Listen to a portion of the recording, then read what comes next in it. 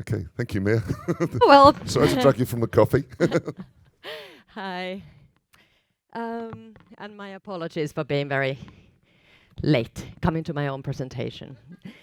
Um, so I'll continue with yesterday's history of everybody starting to apologize how they are not suited to talk at this architectural part. So I'm an engineer, and while I do work for a company that designs and builds FECs, I'm going to talk about storytelling in China and in the West. So my apologies again. And since I started with the disclaimers, of course, I think all cultures are wonderful and interesting, and all people are more or less similar. However, it would be really looking down on this amazing history that all of these countries have 2,000, 4,000 years of storytelling, right? If we said they are the same, they are not. So, how does this work now?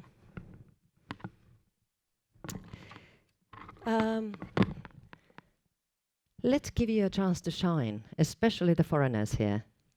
What would be the most famous Chinese painting? There is no right or wrong answer here, so please go ahead. Okay, the Chinese? Yes? Maybe. That's wonderful. Qingming Shanghe Tu.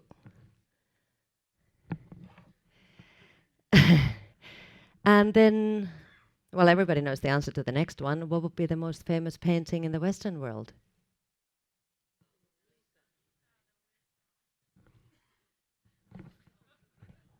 Wow, I can read minds as well. Because if you really think about the difference, this is it. I could basically leave now. You look at that. Well, Mona Lisa is sitting there thinking, oh, I hope my hands are right. I hope Leonardo remembers to put on my eyebrows. The person left, the fourth person on the left on the bridge, has a totally different view on life. There are just so many people. Currently, every sixth person on this planet is Chinese.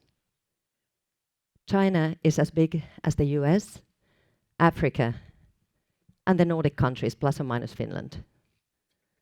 So it's a lot of people, right? And we at TEA, we've said that next year China is going to become the biggest market for us, the biggest number of footfalls on attractions, surpassing the US. But that means it's only surpassing the US. There's still Africa and the Nordic countries, plus or minus Finland, to go, right? So we are right at the beginning of all the development here is still in China. We are not as far as we think we are. So if you think about storytelling, I always like to think that every single story, they have the people, the cast, they have the plot, the storytelling line, they have the world where everything exists, they have the language that the story is being told in, because it's different in different languages. Trust me, I know. Jos mä puhuisin suomea, niin kukaan ei ymmärtäisi sanaakaan. And then there's the emotion that the story brings to all of us. Right?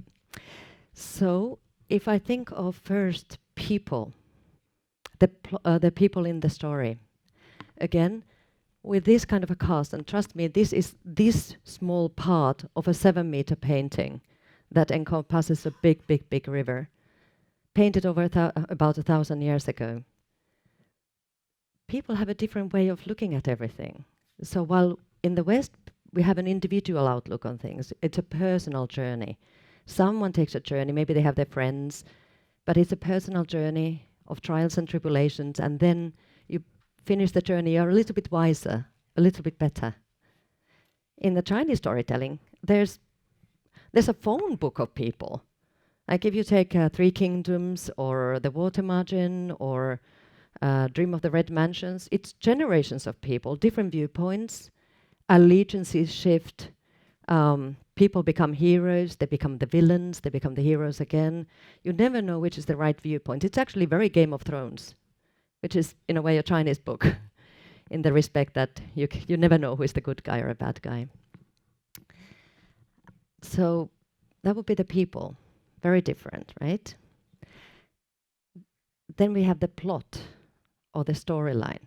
Again, like we said, it goes in a different way. So in the people and the conversation between the people, they carry the story in a Chinese storytelling, whereas in us, it's the story itself carries the people in the Western world. The world, well, that's been getting more or less together since a lot of the fantasy of gaming, of even Avatar, of Matrix, it borrows very heavily on the Eastern visuals and Eastern way of looking at things. So those have been getting more and more together. However, there are some really important differences. Like I've been trying to tell to some people the joke of one of my friends told when they were in Europe during their problems with the stock market. A Chinese guy was looking at the stock market go up and down, and then a friend said, "Okay, let's go to the park." And he's like, "No, I've seen so much green today, I don't want to go to the park." Well, it doesn't make any sense to any foreigner, right? Unless you know that in China the green and the red are different. Green means it's going bad. Red means it's going well. So when you create a world in this storytelling, you have to change colors according to what is suitable for that culture. Or then what people see when they grow up here is different. Like people have not seen gas pumps.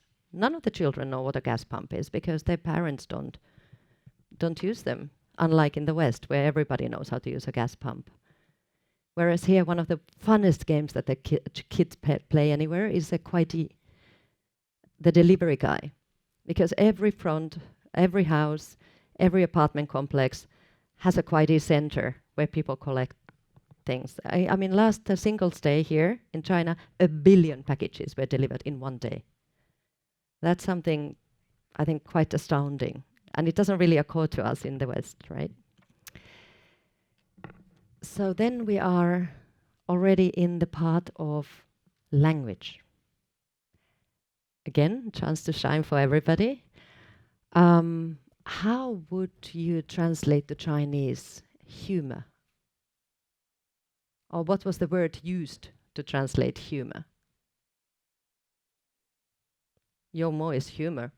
It's just a Chinese translation of it's an English word that's been Chinified. Of course, it would be ridiculous to say that Chinese people don't have humor. I mean, look at us. People obviously have it.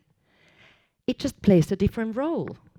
So our storytelling is actually based very much around humor. It's used to diffuse things. It's used to drive things forward. It's a story in itself, in a way. Whereas in China, humor is not that important. It exists, but it exists in really different ways. Okay, another question. How do you say no problems? My mentee. Okay. How do you say no questions? My mentee. Ah. You know, we are actually in a country that has no problems at all. There is not a word existing for a problem. That creates a different way of looking at the world, right? You only have questions with answers or without answers. I think every time you have a person come into the theme park, they don't have problems. And when you have your staff tell you about problems they have, you should always translate it in your mind if you're a foreigner as a question. They don't come to you with their problems, they come to you with their questions. It's different, right? Okay, that's a Chinese language lesson. So, but what it means is there's fundamentally different ways of looking at the world. So I think we can talk about people seeing in colors or seeing in music, but if you want to think, I need to go today evening to buy milk at the shop, you need those words. Otherwise, well, you don't know what you buy. And therefore, the kind of words that are available to you, they make the story in your mind. If you don't have the word available, it just doesn't compute. It doesn't translate very well, right? So the more languages you learn, the better. Um, then let's move on to emotion. That's what we are all here for, right? That's what people go to find. We already talked that in the Western world, we try to find humor in things, and we try to look on the bright side of things and look for happiness. As we learned yesterday, it doesn't end well in most Chinese books. Oh boy. The first time I was watching a Chinese soap opera, the guy that was clearly the hero, he died in the second episode. Like, what? I was hooked. What is this? A full culture that doesn't conform to my norms at all. And after that, I found out that it really is Game of Thrones. Everybody's free game. You know, the hero can die, the heroine can die, their parents, their children, their dog. It's really amazing. In the West, it's only the really great love stories like Gone with the Wind or Titanic or Romeo and Juliet that end up in kind of a less optimal situation. But mostly, if you try to sell a book or a story in the West where the hero dies like minute 2, you're not going to have a box office hit. You may have a cultural prize for it, but not a box office hit. So this is, I think, really important. There's also a lot of studies around it. It doesn't matter if it's a pharmacological study or if it's a study about culture or the way we think, but it always comes out that Chinese people look for a more comprehensive feeling. They are really honestly okay with being unhappy or having a sad feeling, a more poignant experience. It doesn't need to be only good, only happy. And actually, if I asked a lot of people when I was preparing for this, because I didn't want to trust only my own thoughts and experience from the past 22 years of being in China. And a lot of friends said that, it's kind of boring when everything is always good. It's nice when you have a story that you don't know the ending, or the ending can be bittersweet. And I think that's something that we may learn as a Western world to bring also from here towards us. Okay, I've been told that I need to bring this up forward. So this is my understanding of a Chinese story. It's interlinking experiences and ways that have one point somewhere where they touch somehow. So if you imagine us in the themed entertainment industry, you have in a park in China, you would have the child, the parents, the grandparents, maybe the second set of grandparents, their auntie, and the dog, hopefully still alive. But it's a big group of people. However, all of us only have ever one life. So while people here are more harmonious and they live more together, they still only see through their own eyes. An old person walks slower, but also would probably not have the same points of interest as a child. And you can very often see parents, you lose half of the parents in almost any attraction, right? They are there for the children, but they don't get emotionally involved because they don't find anything really cool in it, unless it's very Instagrammable. But there is a point somewhere where it all comes together, where it is an experience that can truly be shared. And in the good storytelling fashion, that's a Western story, right? A single journey, going up and down, having good and bad times, and ending somewhere. Having said all this is actually China's future.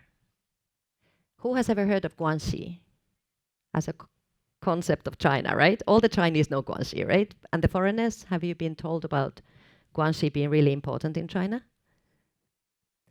It's, we as foreigners tend to think it's when you sit down for a big banquet and then you exchange gifts, and that's Guanxi.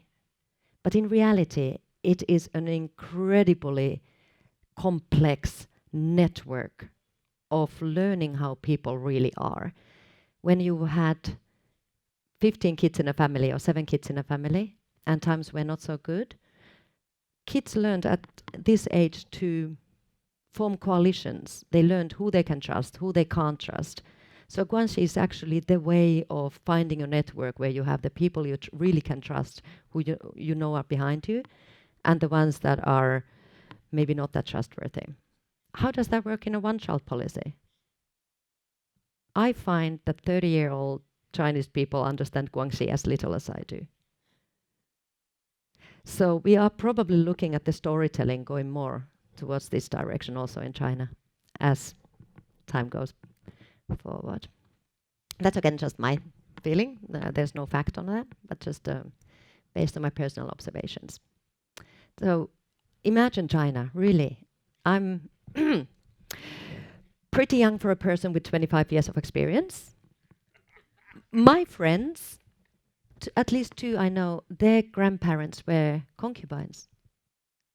Can you imagine a world that different and strange? And their children being in top universities in Canada and the US. What an incredible 4 generations. So whatever we read about China, it's true. There's 1.4 billion truths here. There is not one single truth. So whatever anybody tells you, it's probably true somewhere for somebody. So what I've told you today is probably also true somewhere for somebody. And I was actually going to be finishing now to give more time for everybody else. Thank you very much.